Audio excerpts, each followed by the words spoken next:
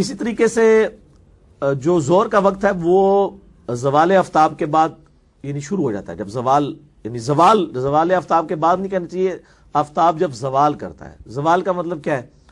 یعنی فجر کا وقت جب ختم ہوا، یعنی سورج نکلا، سپوز نکلا وہ سورج 7 بجے اور مغرب ہو رہی ہے 5 بجے. 7 اور 5 کے درمیان میں جب سورج پہنچے گا نا، بالکل سینٹر کے اندر، اس درمیان کو جیسے ہی کراس کرے گا زور کا وقت شروع ہو جائے گا. وہ ایگزیکٹ درمیان میں جو ہوتا ہے اس کو نصف النہار کہا جاتا ہے یا دہوہ کبرا کہا جاتا ہے. ایگزیکٹ اس وقت نماز پڑھنا بھی بخاری مسلم میں منع ہے، اور ایگزیکٹ جب غروب آفتاب ہو رہا ہوتا ہے اس وقت نماز پڑھنا بھی منع ہے. البتہ اس دن کی عصر بخاری مسلم میں آتا ہے، کسی کی رہ گئی ہو تو وہ پڑھ سکتا ہے، صرف عصر کے اندر چھوٹ ہے، باقی نہیں. اور ظاہر ہے پھر وہ عصر کا ٹائم ختم ہو جائے گا غروب آفتاب کے ساتھ. غروب آفتاب کے بعد سے پھر مغرب میں جو وہ شفق سی آتی ہے، وہ اورنج کلر، جب تک وہ غائب نہیں ہوتا اس وقت تک مغرب کا ٹائم رہتا ہے. جیسے ہی وہ غائب ہو جائے پھر عشاء کا وقت شروع ہو جاتا ہے، اور عشاء کا وقت جو ہے پھر وہ فجر کا وقت داخل ہونے تک رہتا ہے.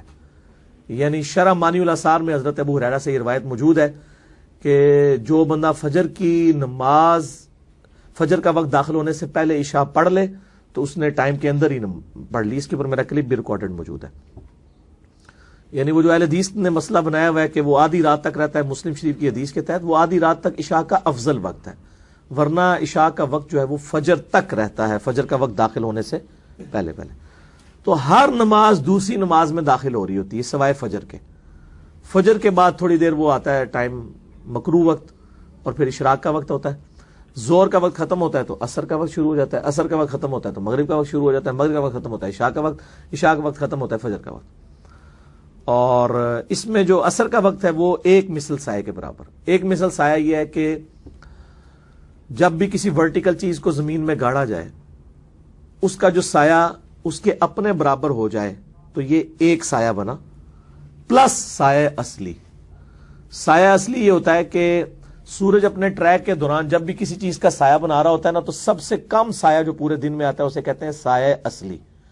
گرمیوں میں یہ بہت تھوڑا ہوتا ہے، بعض کا 0 بھی ہو جائے گا. اگر آپ خط استوا پہ چلے جائیں تو بالکل 0. ہمارا بھی گرمیوں میں چھوٹا سا سایہ ہوتا ہے دن کے وقت، بالکل جب درمیان میں سورج ہوتا ہے. سردیوں میں وہ بعض کا اپنے سائے سے بھی بڑھ جاتا ہے کیونکہ سورج وہ افق کے ساتھ ساتھ چلتا ہے نا. گرمیوں میں تو ایسے اوپر سے جاتا ہے تو اس لیے سایہ کم.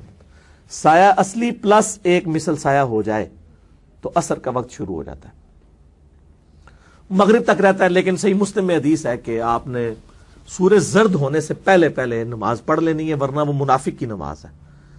بہت ڈیلے کرنا، یا جس طرح ہمارے حنفی حضرات نماز کو جان بوجھ کے بالکل 1 گھنٹہ رہ جاتا ہے مغرب میں تو اس وقت پڑھ رہے ہوتے ہیں، تو اس میں ثواب میں کمی آتی ہے. نماز تو ہو جائے گی لیکن نماز وہی وقت جو میں نے بتایا عصر کا. تو یہ مسئلہ نمبر 30 میں نے ڈیٹیل کے ساتھ نمازوں کے اوقات بتائے.